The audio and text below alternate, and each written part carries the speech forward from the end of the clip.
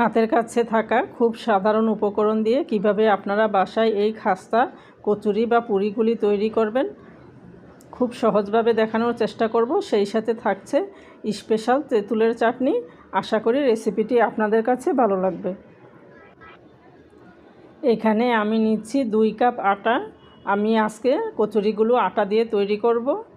তার সাথে দিচ্ছি পরিমাণ মতো লবণ, আর এখানে আমি দিচ্ছি 1 চা চামচ আজওয়াইন বা মিষ্টি জিরা, আপনারা যেটাই বলেন, ওইটাকে গুঁড়ো করে আমি দিয়ে দিয়েছি। তার সাথে দিব 1 টেবিল চামচ ঘি। ঘিটা দিয়ে এখন সব কিছু একসাথে ভালো করে মেখে নিব। ঘিটা দিলে একদম খাস্তাভাবে তৈরি হবে, আপনারা ঘিটা দেওয়ার চেষ্টা করবেন। এখন আমি অল্প অল্প পানি দিয়ে একটা ডো তৈরি করে নিয়েছি। ডোটা বেশি টাইট করে তৈরি করিনি, কিছুটা নরম করে তৈরি করেছি। এখন আমি ঢেকে রেখে দিব 10 মিনিটের জন্য। এখানে একটা প্যানে আমি দিচ্ছি 2 টেবিল চামচ সয়াবিন তেল। তার সাথে দিচ্ছি একটা মিডিয়াম সাইজের পেঁয়াজ কুচি। পেঁয়াজগুলোকে একটু নেড়েচেড়ে নরম করে নিব। আপনারা দেখেছেন কচুরির ডোটা আমি নরম করে তৈরি করেছি। যদি কচুরির ডোটা শক্ত হয় তাহলে কচুরিগুলো ফেটে যাওয়ার সম্ভাবনা থাকে। এখন এর মধ্যে আমি দিব পরিমাণ মতো লবণ। তার সাথে দিচ্ছি আমি 1 চা চামচ আদা বাটা, 1 চা চামচ রসুন বাটা দিয়ে এইগুলোকেও আমি একটু ভালো করে নেড়েচেড়ে কষিয়ে নিব। এখন এখানে আমি দিচ্ছি 1 চা চামচ মরিচের গুঁড়া আর 1 টেবিল চামচ বেসন। বেসনটা দিয়ে কিছুক্ষণ ভেজে নিব। বেসনটা দিলে আলুর মধ্যে যেই ভেজা ভেজা ভাবটা থাকে ওইটা থাকবে না, একদম সুন্দরভাবে পুরিগুলো তৈরি হবে। এখন অল্প একটু পানি দিয়ে আমি বেসনটাকে ভালো করে কষিয়ে নিচ্ছি।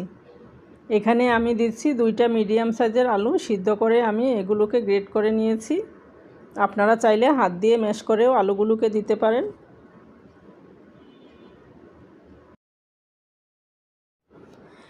এখন এখানে আমি কিছু মশলা অ্যাড করব।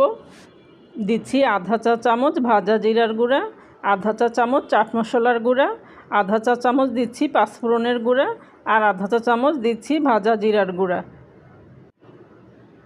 এখন মশলাগুলো আর আলুগুলোকে আমি 3-4 মিনিট ভালো করে কষিয়ে নিব।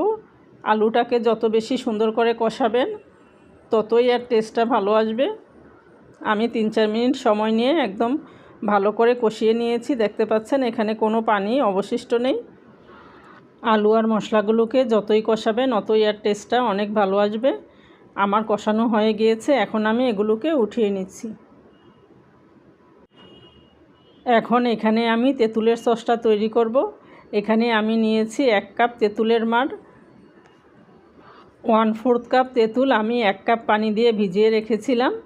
এখন বিচিগুলো সরিয়ে আমি মাড়টা নিয়ে নিয়েছি। এখানে আমি দিয়েছি আধা কাপ গুড়, আর দিয়েছি পরিমাণ মতো লবণ, আর দিয়েছি 1 চা চামচ বিট লবণ। এখন এর মধ্যে আমি দিচ্ছি 1 চা চামচ ভাজা জিরার গুঁড়া। এখন এখানে আমি দিব 2 চা চামচ চিলি ফ্লেক্স। তার সাথে আমি দিব 1 চা চামচ ভাজা পাঁচফোড়নের গুঁড়া। সব কিছুকে আমি নেড়েচেড়ে 2-3 মিনিট জাল করে নিয়েছি।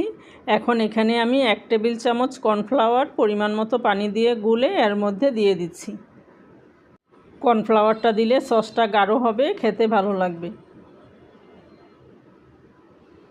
এখন আমি সব কিছুকে নেড়েচেড়ে 3-4 মিনিট একটু রান্না করে নিব। দেখতে পাচ্ছেন আমার অনেকখানি ঘন হয়ে এসেছে।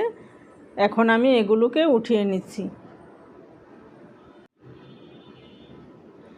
এখানে ফিরলাম আমি 10 মিনিট পর। ডোটা আমার অনেকখানি সফট হয়ে গিয়েছে।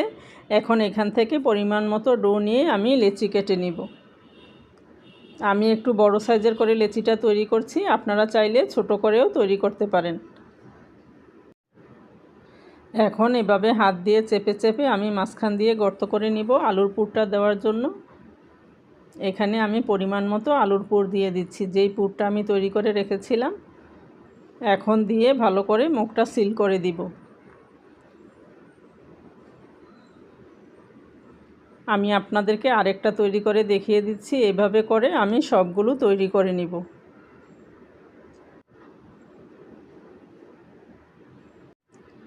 আমি এখানে পুরিগুলো আটা দিয়ে তৈরি করছি, আপনারা চাইলে ময়দা দিয়েও করতে পারেন।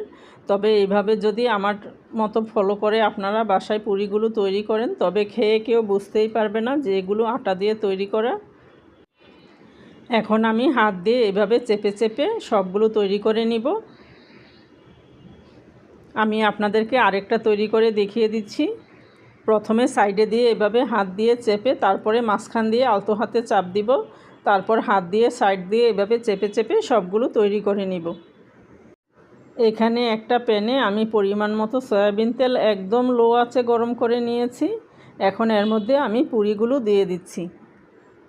চুলার জালটা একদম লোতে রেখে আমি পুরিগুলোকে ভেজে নিব, তাহলে একদম খাস্তাভাবে তৈরি হবে। একটু সময় নিয়ে কয়েকবার উল্টে পাল্টে আমি এগুলোকে ভেজে নিব। পুরিগুলোকে ভাজতে আমার 3 থেকে 4 মিনিটের মতো সময় লেগেছে।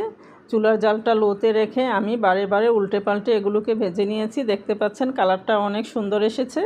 এখন আমি এগুলোকে উঠিয়ে নিচ্ছি। এইভাবে সবগুলো পুরি আমি তৈরি করে নিয়েছি। দেখতে পাচ্ছেন এর কালারটা একদম সুন্দরভাবে তৈরি হয়েছে। দেখতে যতটা আকর্ষণীয় হয়েছে, খেতে কিন্তু এর চেয়ে বেশি মজা হয়েছে। আপনারা চাইলে বাসায় এভাবে তৈরি করতে পারেন। আর তার সাথে স্পেশাল তেঁতুলের সস একদম জমে যাবে। আশা করি রেসিপিটি আপনাদের কাছে ভালো লেগেছে। সবাই ভালো থাকবেন।